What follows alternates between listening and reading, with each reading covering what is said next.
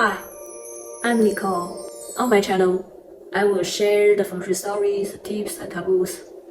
I hope my channel can do some help to your work, your life, and your relationship. When we talk about feng shui, we start with this desk. Here comes the key taboo. Don't place a desk in the middle of a room. No matter how the desk is set, never face your back to the window. Try to avoid placing doors, swords, and models on the desk. Hi, I'm Nicole. Nice to meet you guys. I never thought that one day I would start my own channel here on YouTube. I hope it is a very interesting experience. So why am I here? Because of my friends. I used to tell them stories about the fascinating feng shui things happen on myself and the people around me. And then they say that, Nicole, you can open the channel on YouTube and share the feng shui stories and tips to more people. But I rejected at first because I thought I only learned Taoism and Feng Shui for a few years, and still there's a long way to go before I can really attend the Great Way. But then afterwards, I studied more. I realized that sharing and giving is also a way for learning. So here I am. On my channel, I will share the feng shui stories, tips, and taboos. I hope my channel can do some help to your work, your life, and your relationship. So you may ask, what is feng shui and Taoism? Well, I believe for most of the people, they are profound and mysterious concepts originated from China. But it's not only popular in China. For example, when I was in Britain many years ago, pursuing my master's degree in banking and finance, I was surprised to find so many books about feng shui in the bookstore in Britain. And I believe that people who bought these books, they learn the ancient China philosophy and apply them in their life, they get benefit from them. Maybe that can explain why there are so many feng shui books sold in the bookstore in Britain. Believe or not, for me, as a Chinese, I know nothing about Taoism and Feng Shui before my 30s. Just as you know, not every Chinese know Kung Fu. I was a banking and finance student in Britain, and I'm a pure science student. So the only concept connected with the ancient China philosophy are the customs and taboos my parents told me since I was a child. But when I truly start to learn all the things, and I gradually understood the meaning behind this, I use them to improve my life, and that's what I want to share with you. Okay, here on YouTube, my channel is not a class for professional learning Taoism culture, and it's not an easy thing. So let's make it simple. I will talk about the Feng Shui, Bazi, physiognomy, palmistry, and usually we call the Bazi in English the Chinese 8 character. It connected accurately to your date of birth. And I will start with the tips and taboos. If you're interested and found it helpful, please subscribe. And feng shui is a very wonderful thing, from oceans and mountains to the position of your desk and the bed. They all have the logic of feng shui and have influence to your life. If you ask my opinion, I prefer to understand feng shui, the interaction logic between people and the environment, and how they're working on each other. For Chinese people, guess who are the most firmly believe in feng shui? Actually, they are the richest people, the most influential individuals. Can you imagine that? Such as the Asian emperors, high-ranking officials, celebrities, and those wealthy businessmen. For ordinary people like us, we don't have the time and energy to do a continuous study or very systematically study on all these things. Or we don't have any financial resources to find the guidance from the real great Feng Shui master. Usually the real great Feng Shui masters, they price really high, especially those for celebrities. So you see, as it is in your country, Feng Shui is also a very mysterious major in China. So that means no matter where you're in the world, we all belong to the 99%, right? Even though Feng Shui is so mysterious, but when you really start to learn it and truly know the logic behind it, the application will be very effective. We can efficiently avoid taboos in the life. Some YouTubers like to use qi as an important element in Feng Shui.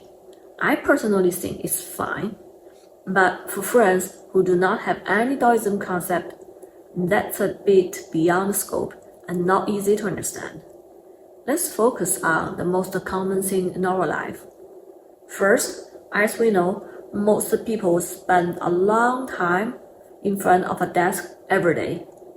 You study there, working there, or do anything else. Now, use 3 seconds to think about my following words. The area you spend the longest time with during your whole day is the area that has the greatest impact on you, and you also have the greatest impact on the area. What do you think? So, when we talk about Feng Shui, we start with this desk. And normally, which position will you put on your desk? In the middle of a room or beside a window? And what will you put on the desk? Some books, a lamp, a computer, or even some small plants? Will all this bring any mysterious energy to you? Yes, of course. When you face these things every day, you will inevitably be influenced by them. Just like when you listen to the music, you will get relaxed or get excited. External stimuli will certainly make you react. But Feng Shui is not as direct as music. Influences will gradually working on you. Today, I won't talk about the deep knowledge about Feng Shui.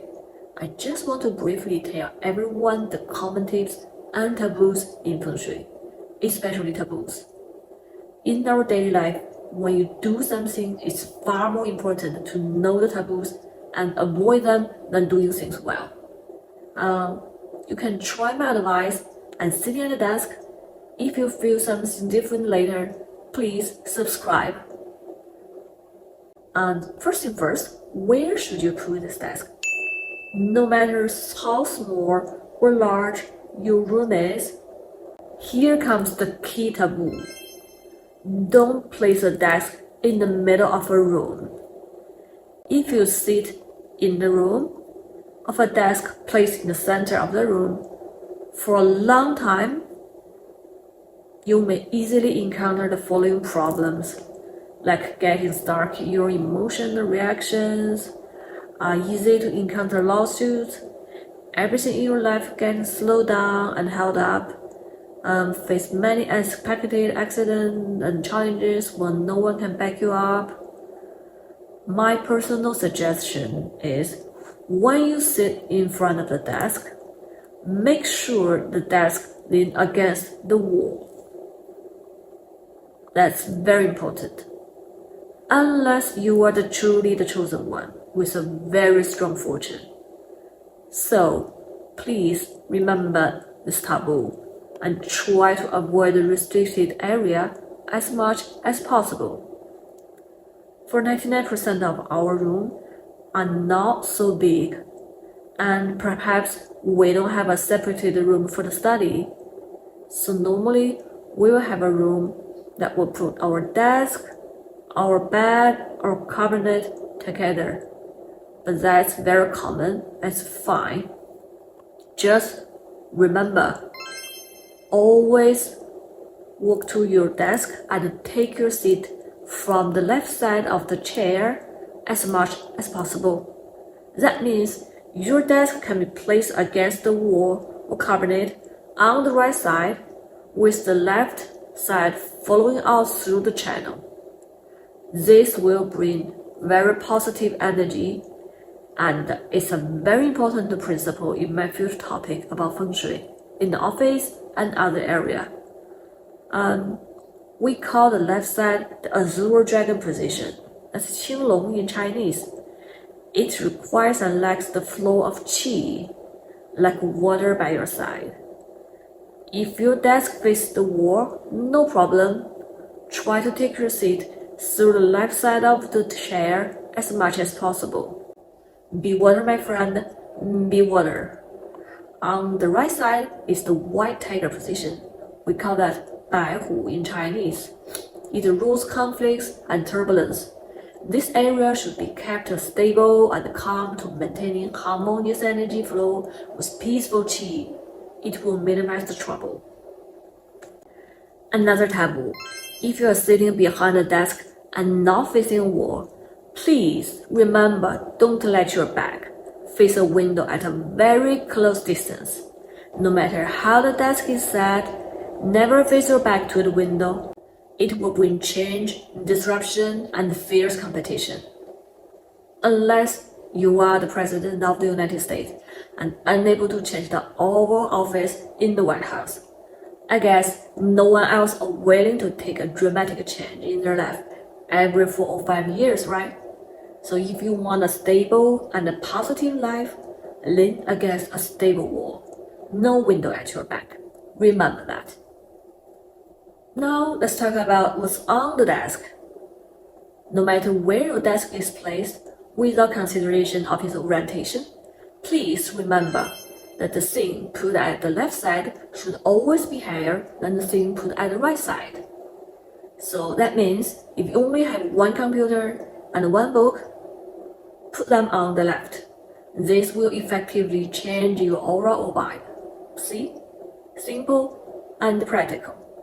If you have a lot of clutter, it's okay. Just remember to keep it high on the left and low on the right. For more books and materials, place them on the left side. Desk lamp, left side.